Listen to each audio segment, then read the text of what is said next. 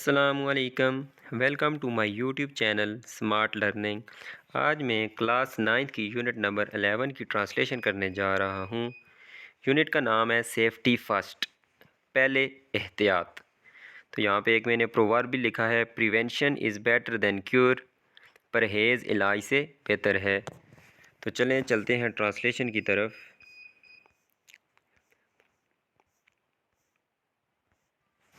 यहाँ पे ट्रांसलेशन के अंदर मुकालमा हो रहा है, डायलॉग है दो दोस्तों के दरमियान, बाबर और आसिम के दरमियान। बाबर: अस्सलामु अलैकुम माय डियरेस्ट फ्रेंड। अस्सलामु अलैकुम मेरे प्यारे दोस्त। वेयर वर यू यस्टरडे, तुम कल कहाँ थे? We had a terrific cricket match in the stadium, हमने एक बेहतरीन नहायत उम्दा मैच खेला, हमारा एक नहायत उम्दा मैच हुआ स्टेडियम के अंदर कल। आसिम: वालेकुम अस्सलाम, I could not come for the match, मैं मैच के लिए नहीं आ सका, बिकॉज क्योंकि I took a first aid class yesterday, मैंने ली इब्तदाई तिबी इमदाद की क्लास कल। बाबर: रियली, वाकई? What is first aid, first aid क्या है? व्हाट डिड यू लर्न, तुमने क्या सीखा? Asim: first aid is the help given to a sick और इंजर्ड पर्सन। फ़र्स्ट एड जो होती है वो मदद होती है जो दी जाती है किसी भी बीमार या ज़ख्मी शख्स को, until full medical treatment is available, जब तक मुकम्मल इलाज दस्तयाब न हो। First aid is about your common sense in ways that will keep that person safe without doing harm. First aid में आप अपने अक्ल को इस्तेमाल करते हैं इस तरह के जो मुतासरा शख्स होता है वो किसी भी नुकसान के बगैर महफूज रहे। बाबर: यू मीन, तुम्हारा मतलब है, if a friend has an accident, अगर मेरे दोस्त को या किसी दोस्त को हादसा पेश आ जाए, और समवन कोलैप्सेस, या कोई हादसे का शिकार हो जाए या दिल के दौरे से गिर जाए, perhaps from a heart attack, दिल के दौरे से गिर जाए, देन द फर्स्ट पर्सन, तो फिर वहाँ पर जो पहला शख्स होगा, there will be the first aider, तो वो फर्स्ट एडर होगा, इब्तदाई तिबी इमदाद देने वाला होगा। Or the person who will help the casualties till help arrives, या वो शख्स जो मदद करेगा उस हंगामी हालत में या हादसे के अंदर जब तक मदद पहुंच नहीं जाती। Asim: yes my dear friend, हाँ मेरे प्यारे दोस्त। Babar: it is a great idea for older children, ये एक बेहतरीन आइडिया है, बहुत अच्छी सोच है बड़े बच्चों के लिए, एंड एडल्ट्स और नौजवानों के लिए, to do a first aid course, कि उन्हें फ़र्स्ट एड कोर्स करना चाहिए, सो दैट दे नो, ताकि वो जान सकें, what to do to help others, क्या करना होता है दूसरों की मदद के लिए। टेल मी मोर, मुझे और बताओ, what else did you learn, और इसके अलावा तुमने क्या सीखा? Asim: a lot of stuff, बहुत कुछ सीखा, बहुत सारा सीखा। We were taught to have a first aid kit at home, हमें सिखाया गया कि हमें फ़र्स्ट एड किट जो होती है जिसके अंदर मुख्तलिफ़ फ़र्स्ट एड की चीज़ें मौजूद होती हैं उसको घर में रखना चाहिए, स्कूल की जगह पे, एंड वर्क प्लेस, और काम की जगह पे। Babar: what is first aid kit, ये फ़र्स्ट एड किट क्या है? What should I keep in my first aid kit, मुझे अपनी फ़र्स्ट एड किट में क्या रखना चाहिए? आसिम: तो आसिम उसको एक डिटेल बताता है कि फ़र्स्ट एड किट के अंदर ये बुलेट पॉइंट्स यहाँ पे बने हुए हैं, ये सारी चीज़ें मौजूद होनी चाहिए। अब बेसिक फ़र्स्ट एड किट में कंटेन, एक बुनियादी जो फ़र्स्ट एड किट होती है जो सबसे बेसिक होती है उसके अंदर ये चीज़ें लाजमी होनी चाहिए। Adhesive plasters in a variety of different sizes and shapes, जो चिपकने वाले प्लस्तर होते हैं मुख्तलिफ जो है मुख्तलिफ साइज़ में और मुख्तलिफ शक्लों में होने चाहिए। स्मॉल छोटे, मीडियम दरमियाने, and large sterile gauze dressing, और जो जरासीम से पाक पट्टियाँ होती हैं वो तीनों साइज़ में मौजूद होनी चाहिए। एटलीस्ट 2 स्टेराइल आई ड्रेसिंग्स, कम अज़ कम 2 मरहम पट्टियाँ भी होनी चाहिए। ट्राई एंगुलर बैंडेजेस, जो तिकोन नुमा पट्टियाँ होती हैं, मसलस नुमा पट्टियाँ होती हैं, वो भी होनी चाहिए।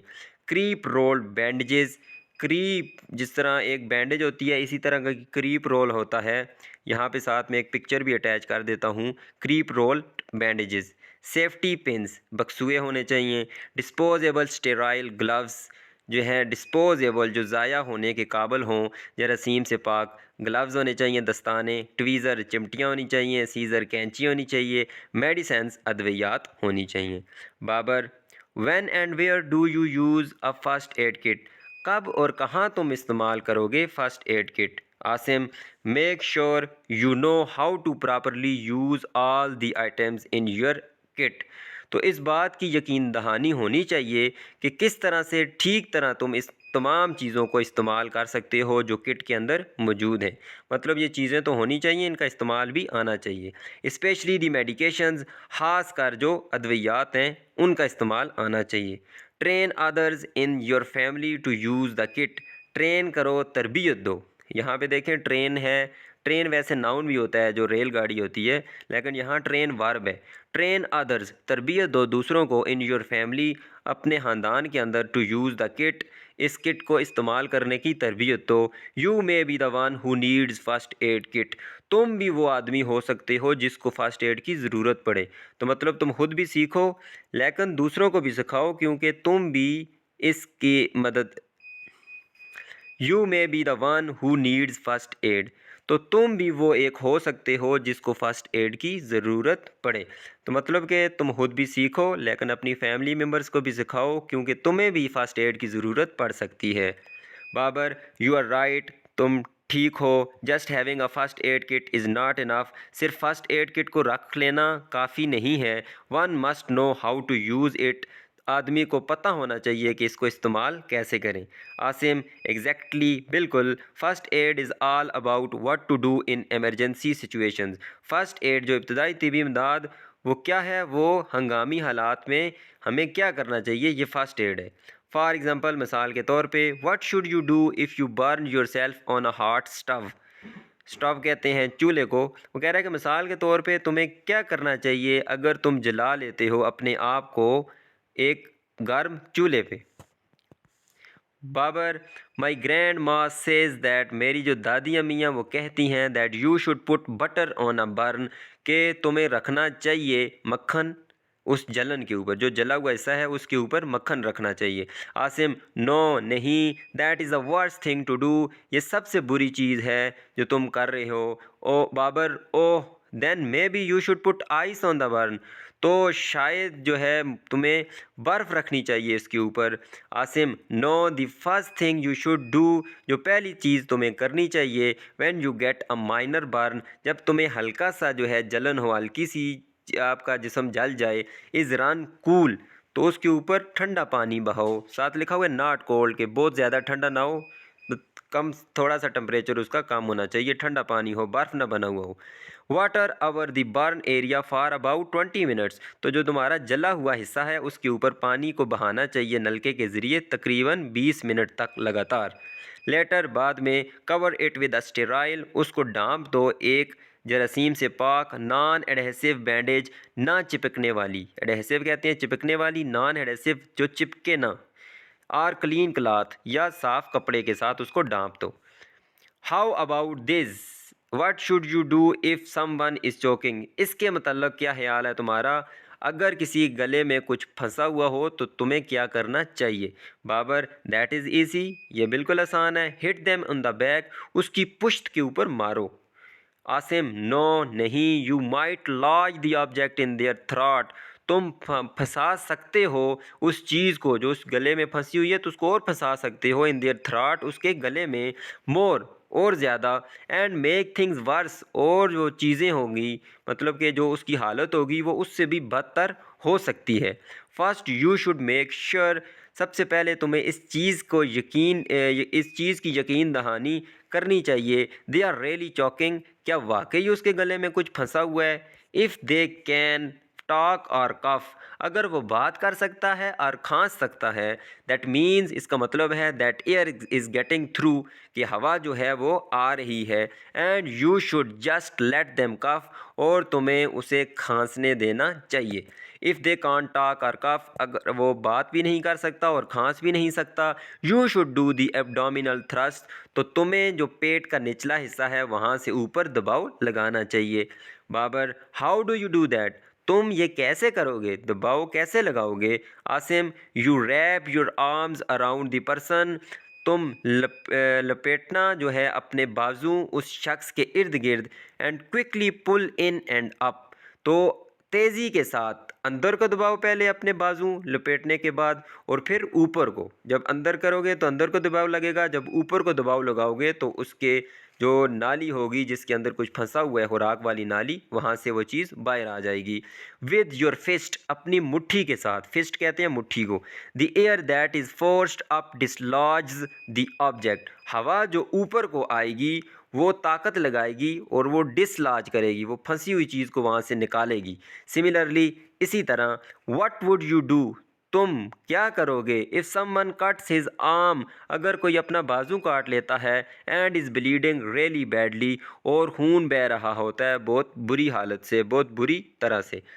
बाबर, पैनिक, मेरी बहुत बुरी हालत होगी। Asim, take a deep breath to calm down a little, लंबी सांस लो, गहरी सांस लो कि कुछ आराम पाओ। Call on the emergency phone number, emergency phone number पर कॉल करो फॉर हेल्प, मदद के लिए। And in the mean while, और इसी दौरान, you should put a cloth over the wound, तुम्हें रखना चाहिए कपड़ा ज़ख़म के ऊपर। अप्लाई प्रेशर, उस पर दबाव लगाना चाहिए। एंड एलिवेट इट, और उसको ऊपर उठाना चाहिए। तो वैसे भी अगर आपको ज़ख़म लग जाए, माइनर बर्न हो, हल्का सा ज़ख़म लगे, तो ब्लीडिंग को रोकने के लिए आप अपने बाजू को जो है, या फिंगर है, जो चीज़ भी है, उसको अपने सर से ऊपर कर लें, क्योंकि हमारा जो दिल है वो एक पंप का काम कर रहा होता है। तो पंप की एक लिमिट होती है, उसका एक प्रेशर होता है, तो वो सर से ऊपर खून को नहीं पहुंचा सकता। जब आप अपने बाजू को सर से ऊपर करेंगे तो उसका प्रेशर वहाँ से ऊपर नहीं जा पाएगा, तो ब्लीडिंग रुक जाएगी। तो कुछ देर के बाद जो है हमारे जो सेल्स होते हैं खून के अंदर, कोगुलेंट्स, जो खून को जमा देते हैं, तो वो कुछ देर के बाद उस खून को जमा देंगे और ब्लीडिंग रुक जाएगी। बाबर, ग्रेट, बोथ हुब, my grandfather is old, मेरे दादा अबू बूढ़े हैं, एंड इल, और बीमार हैं। गॉड फॉरबिड, अल्लाह ना करे, खुदा न खास्ता, if he gets a heart attack, अगर उनको दिल का दौरा पड़ता है, व्हाट शुड आई डू, मुझे क्या करना चाहिए? आसिम, कॉल मेडिकल हेल्प के लिए बुलाओ, एज सुन एज पॉसिबल, जितना जल्दी मुमकिन हो सके। इन द मीन वाइल, उसी दौरान, you need to ease the strain, तो तुम्हें दबाव को कम करना चाहिए। ऑन हिज हार्ट, उसके दिल के ऊपर जो दबाव पड़ रहा है उसको कम करना चाहिए। So make him as comfortable as possible, तो उतना आराम दो जितना मुमकिन हो, ज़्यादा से ज़्यादा आराम देने की कोशिश करो। अ हाफ सिटिंग पोजीशन, आधे बैठी हुई हालत में उसको बिठा दो, जिस तरह ये पिक्चर में आपको साथ नज़र आ रहा है। With his head and shoulder supported, उनका जो सर है और कंधे हैं उनको सहारा दो। And his knees bent is best, और अगर जो उनके नीज़ हैं वो अगर मुड़े हुए हों, घुटने अगर मुड़े हुए हों जैसे पिक्चर में दिखाई दे रहा है, तो वो सबसे बेहतरीन है।